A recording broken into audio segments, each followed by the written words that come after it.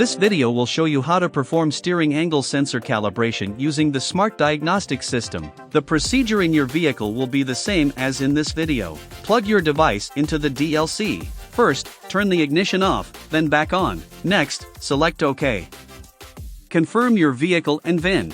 Then, select Workshop Tools. Please turn the ignition off, then back on. Steering angle sensor calibration. Steering angle sensor adjustment. Follow the on-screen prompts to complete the procedure.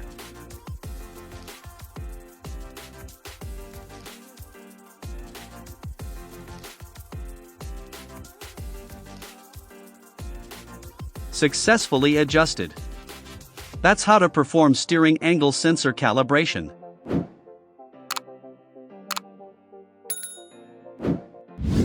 For more information, please visit us at Innova.com. Find the problem, fix the problem.